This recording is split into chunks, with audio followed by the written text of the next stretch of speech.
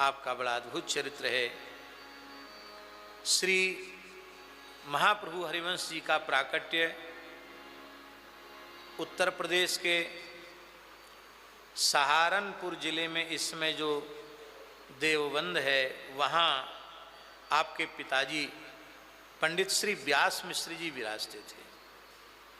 आपकी जन्मदात्री माता का नाम तारा रानी था। ये यजुर्वेदीय गौड़ ब्राह्मण थे। व्यास मिश्र जी षडंग वेद विदुष थे, 6 अंगों के सहित वेदों के परम विद्वान थे।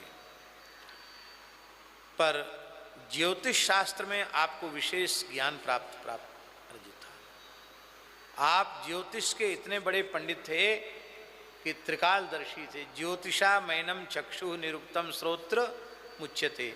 ज्योतिष शास्त्र भगवान वेद के नेत्र कहा जाता है। आप त्रिकालदर्शी थे। तो आपके पिता पंडित श्री व्यास मिश्र भी बहुत प्रकांड ज्योतिष के विद्वान थे और इसलिए आपके पास धन धान्य की भी कमी नहीं थी। खूब परमार्थ करते थे।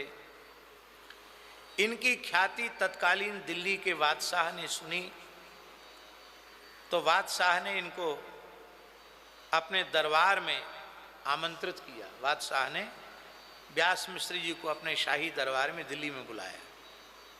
आप गए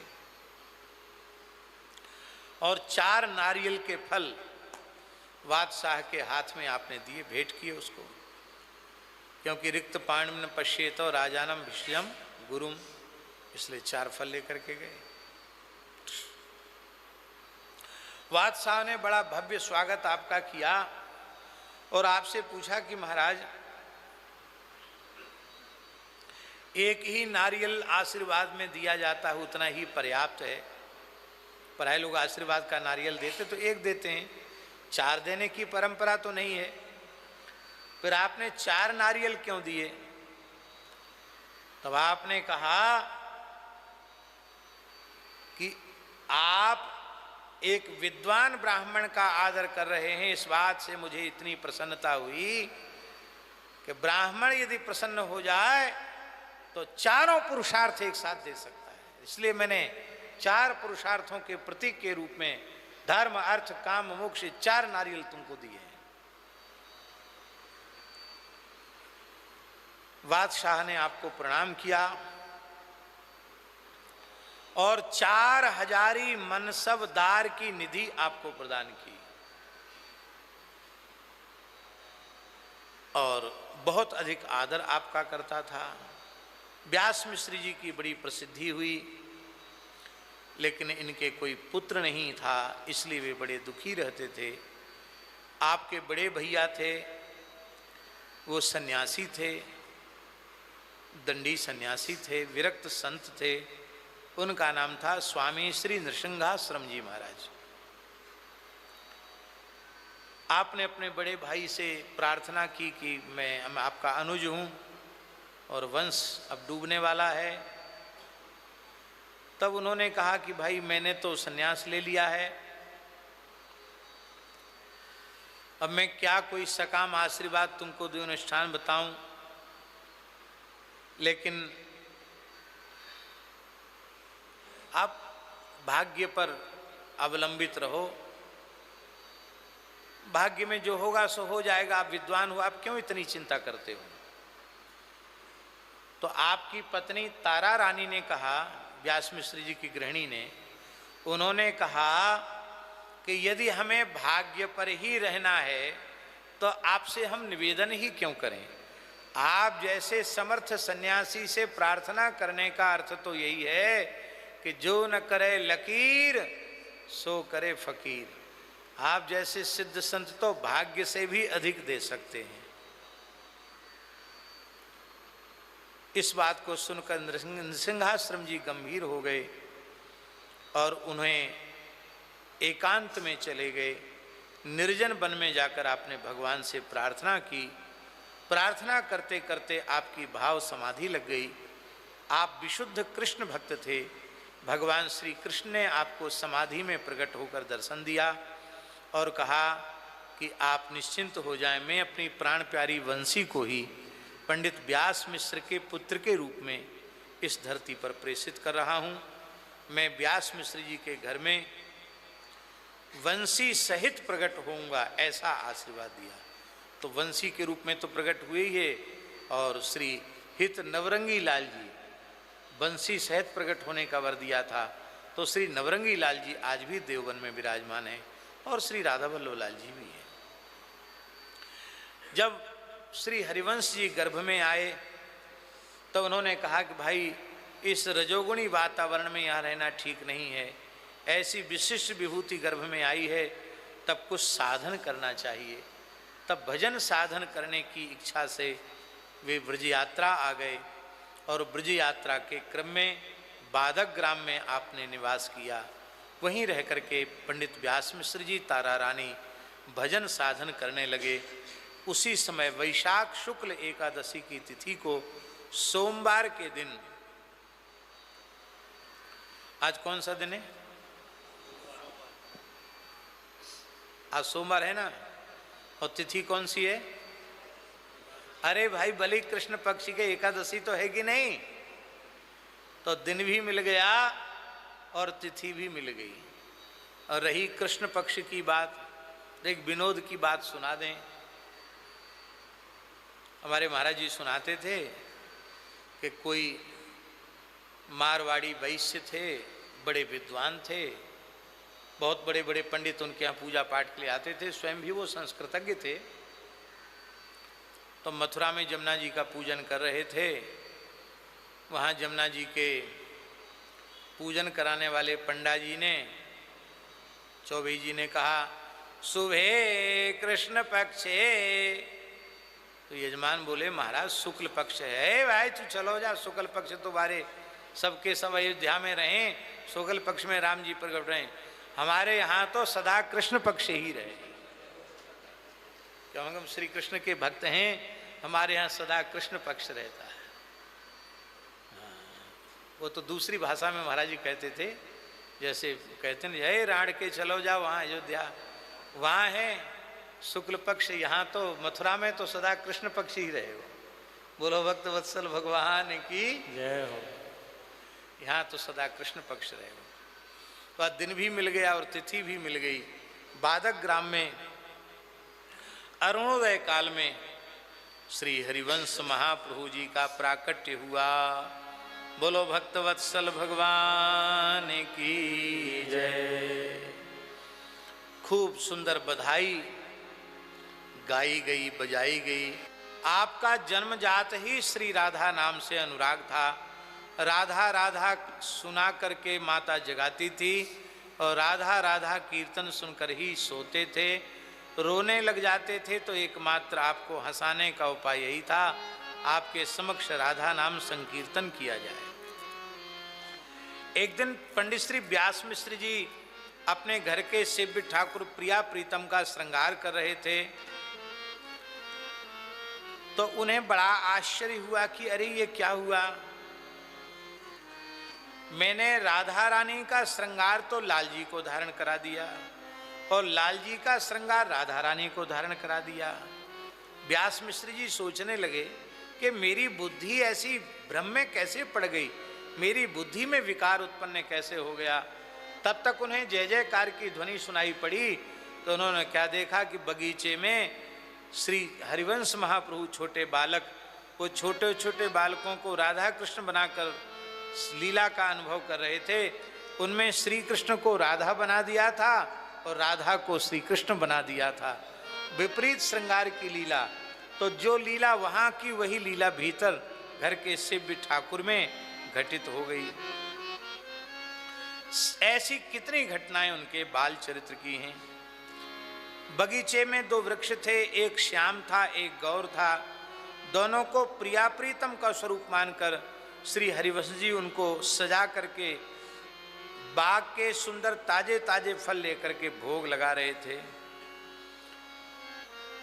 व्यास मिश्र जी अपने ठाकुर जी को आचमन कराने गए तो उन्होंने देखा कि हमने तो लड्डू भोग लगाए थे, लड्डू तो पधरे हैं, ये सुंदर सुंदर फल यहाँ कैसे दोनों में रखे हुए हैं। बाहर जाकर देखा तो बालक हरिवंश जी दोनों में सुंदर सुंदर फल अमनिया करके सुधार करके वृक्ष को ही प्रिया प्रीतम का स्वरूप मान करके भोग लगा रहे थे। ऐसी न जाने कितनी घटनाएं हुई। एक समय की बात है कि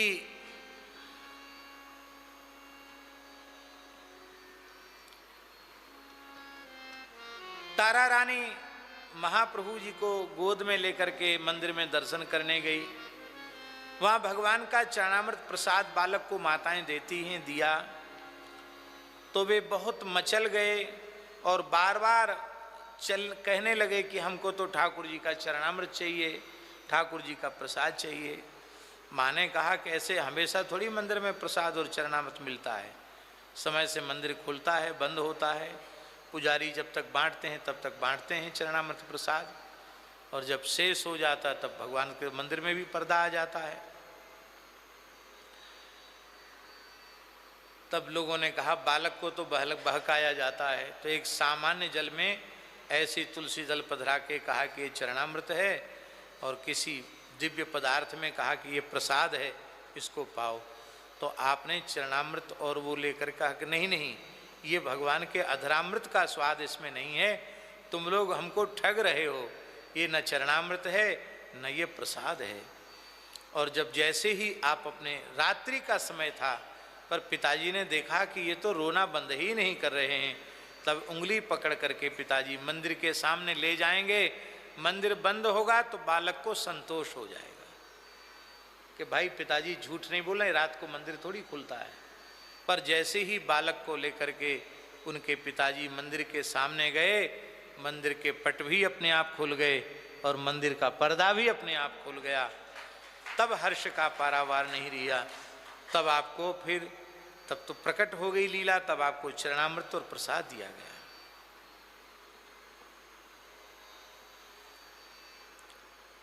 बोलो भक्तवत्सल भगवान की जय। एक बार शरद पूर्णिमा पर आपने स्वयं अपने घर के से ठाकुर जी की अपने कर कमल से सेवा पूजा की और सुंदर श्वेत श्रृंगार धारण करा के उस रूप माधुरी का पान करके स्वयं ही वह उन्मत्त हो गए। और श्री व्यास मिश्र जी बाहर किसी कार्य से गए थे, जब आए तो उन्होंने क्या देखा कि आप प्रिया जी की ओढ़नी ओढ़ करके नृत्य कर रहे हैं, आप प्रेम में बेसुध होकर के नृत्य कर रहे हैं। तब इन्होंने मन में विचार किया कि अरे ये क्या किया, घर की इस प्रिया जी की चुनरी इस बालक ने कैसे ओढ़ ली। अंत में समझ में आ गया कि प्रिया जी ने ही कृपा करके उनको उड़ाई है। इस प्रकार से अलौकिक आपके चरित्र हैं। एक दिन आप सहसा खेलते खेलते एक कुएं में कूद पड़े, हाहाकार मच गया, सूखे कुआं में कैसे बालक गिर गया। व्यास मिश्री जी बड़े अधीर हो गए, तारा रानी माता रुदन करने लगी और उसी समय सब व्याकुल होकर कुआं के निकट गए तो श्री नवरंगी लाल जी जो आज भी देववन में विराजमान हैं, उनको गोद में लेकर दिव्य प्रकाश पुंज के मध्य श्री हरिवंश जी ठाकुर जी को लेकर स्वयं ही बाहर प्रकट हो गए। आज भी देववन में ठाकुर जी विराजमान, हम कई बार दर्शन करके आए। बोलो ठाकुर श्री नवरंगी लाल जी का की जय। इसलिए उस समय कैसी विचित्र लीला हुई, भगवान नवरंगी लाल जी की प्रतिष्ठा की गई। और श्री जतन लाल जी गोस्वामी जी ने लिखा है, करत भजन एक दिवस लाडली छवि मन अटक्यो, रूप सिंधु के माही परो कहूँ जात न भटक्यो, विवश होई तन गए भय तन मय प्यारी के, झुके अवन पे शिथिल होए सुख में भारी के, कृपा करी श्री राधिका प्रगट होए दर्शन दियो, अपने हित को जान के हित सो मंत्र सुनाए दियो। स्वयं श्री जी ने ही कृपा करके आपको मंत्र का उपदेश किया। बोलो हरिवंश महाप्रभु की। 8 वर्ष की आयु में आपका यज्ञोपवीत संस्कार हुआ। गर्भस्याष्टमे वर्षे ब्राह्मणम उपनयित, ये श्रुति है, उसी के अनुसार आपके पिताजी ने 8 वर्ष की आयु में आपका यज्ञोपवीत संस्कार कराया। और अल्प काल में ही आपने अपने पिता से ही संपूर्ण षडंग वेद का अध्ययन संपन्न कर लिया। 16 वर्ष की आयु में आपका विवाह रुक्मिणी देवी के साथ संपन्न हुआ और बनचंद्र जी, कृष्णचंद्र जी और गोपीनाथ जी क्रमशः आपके 3 पुत्र हुए और साहिब दे नाम की एक कन्या उत्पन्न हुई। मात्र 32 वर्ष की आयु तक आप देववन में विराजे और 32 वर्ष की आयु व्यतीत होने के पश्चात राधा रानी ने आपको वृंदावन वास और जिस प्रयोजन की पूर्ति के लिए श्री हरिवंश जी का अवतार हुआ था उसकी पूर्ति के लिए वृंदावन जाने की आज्ञा राधा रानी ने प्रदान की और आपने तत्काल सब कुछ त्याग करके एक गुदरी और कोपीन धारण करके आप वहाँ से चल पड़े, श्री वृंदावन की ओर चल पड़े। मार्ग में आपकी धर्मपत्नी रुक्मिणी देवी जी ने भी बहुत आग्रह किया कि मेरा अपराध क्या है जो आप मुझे छोड़कर जा रहे हैं। आपने कहा नहीं, तुम बालकों के साथ यहीं रहो, किसी को साथ नहीं लाए, अकेले ही चले। मार्ग में चटथावल गांव में पहुँचे। राधा रानी ने आपको स्वप्नादेश दिया कि इस गांव में आत्मदेव जी नाम के ब्राह्मण हैं, उनके यहाँ तुम जाओ, वहाँ श्री राधा वल्लभ लाल जी विराजमान हैं, वे तुम्हें दे देंगे और अपनी 2 पुत्र, उनकी पुत्र नहीं है 2 पुत्रियाँ ही हैं, वो पुत्रियाँ तुम्हें अर्पित करेंगे, उनको तुम अस्वीकार मत करना, उन्हें स्वीकार कर लेना। आपने जैसे ही चटथावल गांव में आत्मदेव ब्राह्मण के घर पर विराजमान श्री राधा वल्लभ लाल जी का दर्शन किया। ये राधा वल्लभ लाल जी कौन है? ये राधा वल्लभ लाल जी श्वेत द्वीप के ठाकुर जी हैं और शिवजी इनके पुजारी थे। आत्मदेव ब्राह्मण के ऊपर कृपा करके शिवजी ने दर्शन दिया और इन्होंने कहा कि मैं आपकी प्राणप्रिय वस्तु आपसे मांगता हूँ।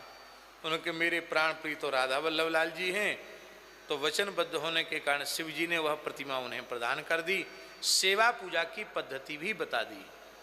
ये श्वेत द्वीप के ठाकुर जी आज भी जो पद्धति शिवजी के द्वारा उपासना की उपदिष्ट है उसी पद्धति से आज भी मंदिर में सेवा पूजा होती है। हमको उसकी प्राचीन संस्कृत लिपिबद्ध प्रति पूज्य गोसाई जी ने दर्शन कराई थी, कहा था हमारे यहाँ इसी पद्धति से पूजा होती। शिवजी ने जो उपासना की पूजा की पद्धति बताई है उसी पद्धति से राधा वल्लभ लाल जी की सेवा पूजा होती। आपको भगवान की आज्ञा सुना करके आत्मदेव ब्राह्मण ने, राधा वल्लभ लाल जी ने कहा कि देखो तुम अपनी बेटी तो इनको दे दो, जो एक युवक महापुरुष आए हैं। 32 वर्ष की ही तो आयु थी, 32 वर्ष की आयु कोई बहुत ज़्यादा तो होती नहीं। भगवान की आज्ञा से आपने स्वीकार किया, दहेज में राधा वल्लभ लाल जी को प्राप्त किया और दहेज को कितना सहेज के रखा गया है जाके दर्शन कर लो, कितना लाड़ लड़ाया गया है। ऐसा दहेज भगवान सबको दें तो कितना क्या कहना है। बड़ा सुंदर आपकी 2 कन्याओं से विवाह हुआ, कृष्णदासी और मनोहरी। आपने वृंदावन आकर के बैलगाड़ी में रख करके आप विराजे। 2 महीने में पैदल चल करके आप वहाँ से देववन से वृंदावन पहुँचे।